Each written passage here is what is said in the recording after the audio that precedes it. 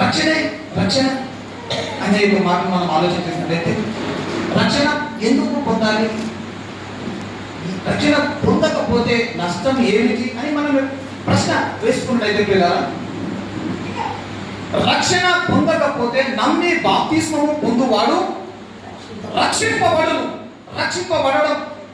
అనగా ఎందుకు రక్షింపబడకపోతే నష్టం ఏమిటి అని ఆలోచన చేసినట్లయితే, రక్షణ పొందడం అంటే ఒకడు నీతి మూలముగాను ఒకడు ఆత్మ మూలముగాను జన్మించడమే. నీతి మూలముగా ఆత్మ మూలముగా ప్రతి మనిషి జన్మించాలి. ఒకడు కొత్తగా జన్మించితేనే కానీ పర్వత రాజ్యము చూడనెట్లు చేరదు. ఒకడు ಹೊಸದಾಗಿ ಹುಟ್ಟದೆ ಪರಲೋಕ ರಾಜ್ಯಕ್ಕೆ ಪ್ರಿಯರೇ, ಏನೇ ಇರಲಿ ಇರದೆ ಹೋಗಿ ಪರವಾಗಿಲ್ಲ, ఏమి ఉన్నా లేకపోయినా పర్వాలేదు. కానీ ఒక్కటి మాత్రం, ప్రతి మనిషి ఈ భూమి మీద తల్లి గర్భముల నుండి పుట్టినటువంటి ప్రతి వ్యక్తి, ఏ జాతి కానీ, ఏ మతము కానీ, ఏ దేశము కానీ, ఏ రాష్ట్రము కానీ, ఎంత ఐశ్వర్యవంతుడు కానీ, బీదవాడు కానీ, ప్రతి మనిషి కూడా ఏం చేయాలి? రక్షణ. రక్షణ పొందడం అనగా ఇప్పుడు కొత్తగా జన్మించడం, పుట్టాలి.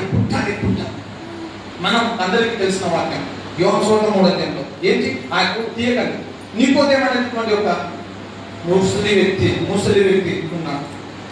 ఆయన గురించి మనం ఆలోచన చేసినట్లయితే, ఆయన రాత్రి కూడా ఎవరు చూడనప్పుడు యేసయ్య దగ్గరికి వెళ్ళి, గొడవగా నువ్వు దేవుని దగ్గర నుంచి వచ్చావు, అందుకే గొప్ప గొప్ప కార్యాలు చేస్తున్నావు అంటే ఆయన మెచ్చుకుంటా ఉంటే, ఆయన ఉన్నాడు యేసయ్య ఆయన కంటే మొదట ఒకడు నీతి మూలంగాను ఆత్మ మూలం జన్మించాలి. ఆయన ఈయనకు మెచ్చుకుంటే ఆయన ఈయనకి ఏం చెప్తున్నాడే, అరే పోయి నువ్వు ఫస్ట్ ఏం చెయ్యి, నీతి మూలంగా ఆత్మ మూలము జన్మించు అని చెప్తున్నాడు. సో ప్రియులారా, నేను వాక్యము కేవలం 10 నిమిషాలు మాత్రమే చెప్పి నేను ముగించేస్తాను. ప్రతి మనిషి రక్షణ పొందాలి. ఎందుకు పొందాలి అంటే, మనిషి జన్మతః కర్మతః పాపి. పుట్టుకతోనే మనం అందరము ఒక భయంకరమైనటువంటి రోగంతో ఈ లోకానికి వచ్చాం. తల్లి గర్భంలో నేను పిండంలో ఉన్నప్పుడే నా తల్లి నన్ను పాపంలోనే కన్నది. పిండంలో ఉన్నప్పుడు నేను పాపిని, నా తల్లి నన్ను పాపంలోనే కన్నది. ఈరోజు చాలా మందికి ఈ రక్షణ సువార్తను చెబితే చాలా మంది నిర్లక్ష్యం చేస్తూ ఉన్నారు. ప్రియులారా, సమయం ఉండగానే ఏం చేసుకోవాలా? సమయం ఉండగానే ఇల్లు చెత్త పెంచుకోవాలా. మనమే ఆయన ఇల్లు అని హెబ్రీ పత్రికలు ఉంటాయి. ನಾವು ಅತನು ಮನಿ, ಈ ಮನಿಗೆ ಏನ್ ಮಾಡ್ಕೋಬೇಕು? ಲೈಟ್ ಇದ್ದಾಗ ಏನ್ ಮಾಡ್ಬೇಕು? ಹುಡುಕೋಬೇಕು, ಎಲ್ಲ ಸಾಮಾನು ತೆಗೆದುಕೊಂಡು. ಈ ದೀಪ ಹೊಯ್ಕೊಂಡು ಹುಡುಕೋಲಾಗ ನಾಮ ಕೆಲಸ ಮಾಡ್ಕೊಳ್ಳೋಕೆ ಅವಕಾಶ ಇಲ್ಲ. ಸೊ ಪ್ರಿಯರ, మొదటిది రక్షణ.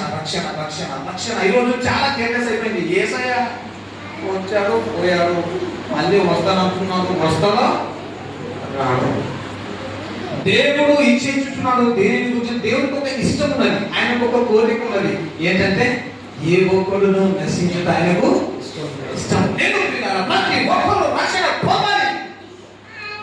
యేసు క్రీస్తు ప్రభు మన పాపముల నిమిత్తం ఆయన సిలువలో చనిపోయి సమాధి చేయబడి 3వ దినమున లేచి, మన పాపములు, ఆయన పాపములు కాదు, మన పాపముల నిమిత్తం ఆయన సిలువలో చనిపోయి సమాధి చేయబడి తిరిగి 3వ దినమున ఆయన పునరుత్థానుడై లేచి, ఆయన మన పాపముల నిమిత్తం నేను పాపిని, అవును దేవుడే నన్ను పాపిని, అవును దేవుడా నేను పాపినని ఎవరైతే యేసు యొద్దకు పాపిని అని పరిగెత్తుకొని వస్తారో, ఎంత ఘోరమైన పాపినైనా క్షమించడానికి ఆయన సమర్థుడు. సహోదరుల ప్రియ సహోదరు, ఒక దినం రాబోతున్నది, సమయం చాలా తక్కువ ఉన్నది.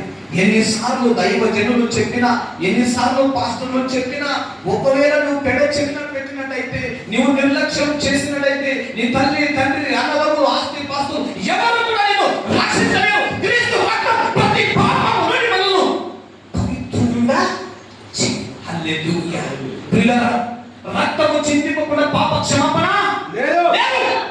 This is the good news for you whoever you may. ఒకవేళ నువ్వు పాపములు అలాగే చనిపోతే నిత్య నరకం ఉంటుంది, అగ్ని ఆరదు.